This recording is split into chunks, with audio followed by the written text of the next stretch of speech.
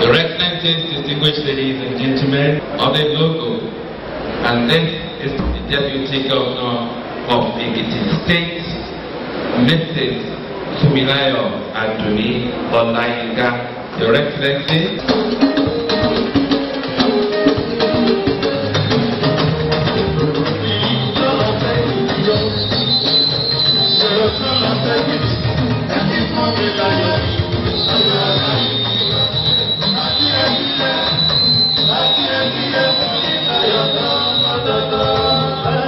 This is the day the Lord has made, and we are rejoicing in it. I recall when our sister, Dr. Ogile, was making her keynote address, she said this project should endure and must endure. Indeed, no wonder this project was not named or christened or branded Ado-ekiti Foundation. No wonder this has not been christened Ado-ekiti Foundation. It has been christened and named Ekiti Women Foundation. It simply means this is for all Ekiti women. Can we give Ado-ekiti Foundation?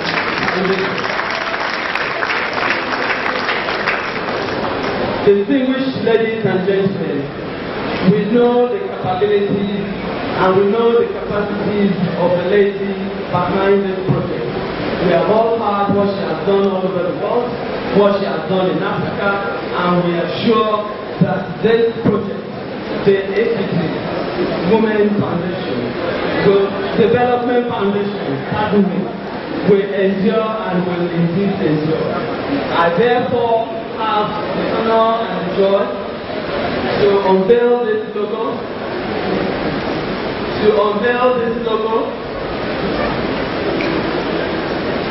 to the glory of God and for the good use of Ekiti women.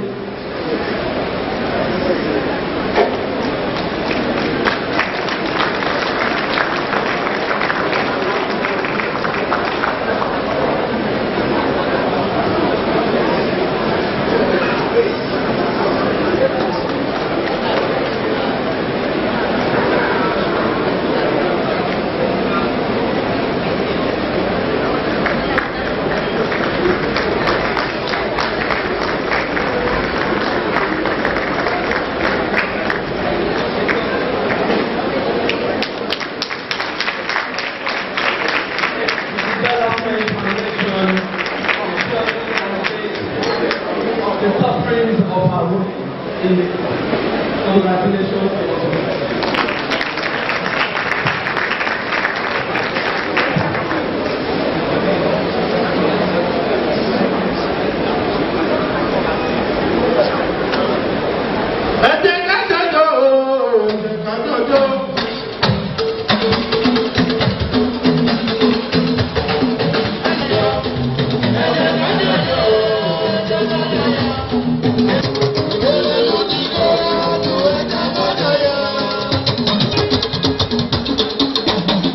Ekiti people, please let's put our hands together in one song. Thank you very much. On behalf of the government and people of Ekiti State, it gives me great pleasure to welcome this august audience from far and near to the land of honor. I have the distinct privilege to play a dual role at this historic event today. Firstly, as the Chief Executive of this state, it is my responsibility to give full support to all initiatives by development partners aimed at impacting on the quality of life of the over 2.5 million people that call Ekiti State home. Secondly, I am here in my capacity as the proud husband of the founder of the Development Foundation, to celebrate a major milestone in our life of passionate commitment to advancing the cause of the disadvantaged segments of our society. Excellencies, distinguished guests, ladies and gentlemen, let me state that I am sure it is no surprise to many that the wife of Mr. Governor is taking this bold step today. As far as these people are concerned, they have always known that by voting Taoiseach into office, it is bound to be a case of vote off. Vote one, get one free. It is two for the price of one. As part of this administration's governance feedback framework, we had calls to convene a stakeholders forum just yesterday, Thursday, June 9, 2011, to share details of our state finances with critical stakeholders in Ekiti. Many of the attendees were aligned to know the legal resources available to Ekiti State as income from federal government allocation and other sources put together. The conclusion, which reinforces what we already know, is that government cannot do it alone. This reason is further made pertinent when you consider the high expectations of the average Ekiti person from their elected officials to perform. Performance within this context is not an ambiguity. As honorable people, the average Ekiti person prides himself or herself in being a man or a woman of his or her words, and therefore expect no less from his neighbor. That is why unfulfilled campaign promises will be the undoing of any politician in Ekiti State. Our people, down to the grassroots, have devised their own native governance tracking models with frequent structured policy dialogues in every nook and cranny of the state as their own way of holding their leaders accountable. You can therefore understand the pressure this administration is saddled with to deliver the goods. This is in view of the fact that some 6 years ago, early into our campaigns, we developed our 8-point governance agenda, which was the main article used for engagement of the populace. We also had more sector-specific documents like My Path to Ekiti Women, which was launched on International Women's Day, March 8, 2007. And in that document, we outlined mechanisms through which we're going to try and empower the Ekiti women, and they trusted us with their votes in their thousands. The confidence reposed in this administration has informed our focus and determination, with modest achievements to show for our stay in office so far. In the area of child development as well as gender equality and empowerment, some of our milestone achievements include domestication of the national gender policy, the first state in Nigeria to do so. Mainstreaming gender equality and empowerment in policy formulation and implementation. Ensuring a policy mandating gender equality in distributable political and social opportunities. And this recently led for the first time to the election of 4 women into our state assembly in Ekiti State.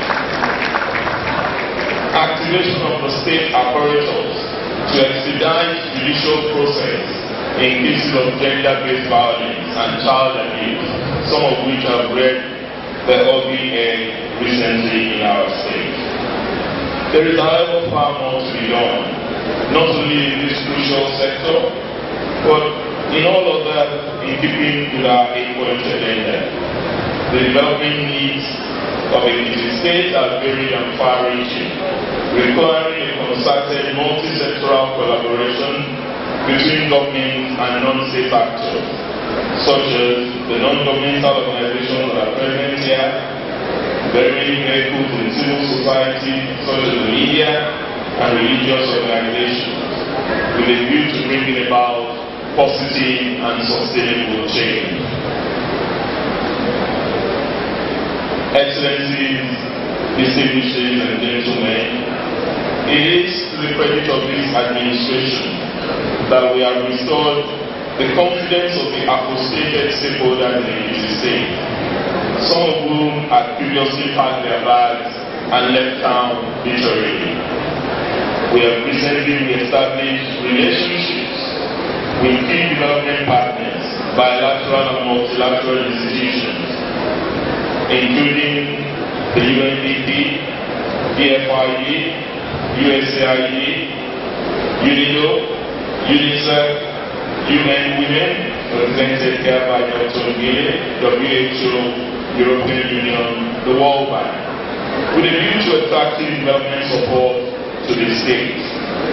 I'm sure many in this audience will agree with me that no matter how noble a potential development partner and our objectives are, little or nothing can be achieved in any state without a corresponding degree of capacity, zeal, and passion for development on the part of its leadership.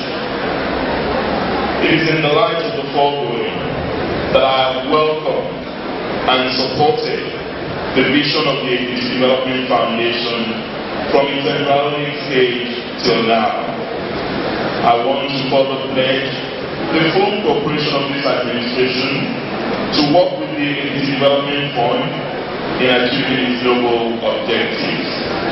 This administration shall explore opportunities for collaboration in the implementation of programs in all of the identified areas: economic empowerment and livelihoods, promoting the rights of women and enhancing their leadership capacity, enhanced healthcare, education and training, promoting arts, culture and sports, and encouraging a culture of philanthropy and asset building in local communities. Part of our collaborative efforts is the state economic empowerment strategy through the instrumentality of the state microcredit scheme, which has within and other valuable segments of the society as its core family. For what? I'm also delighted to announce to this august audience is that the founding and launching of the Ekiti Development Foundation has also triggered the arrival of the Ekiti Civil Society Fund that would be available for access to all legitimate non-state actors who are involved in the development agenda. I am confident that with the track record of the founder, Her Excellency, the Reluwi Sifayemi, and the support of the wide network of like-minded individuals, institutions, and governments, some of which we have seen demonstrated here today, the EDF has come to stay as a veritable catalyst for sustainable development in the Ekiti State.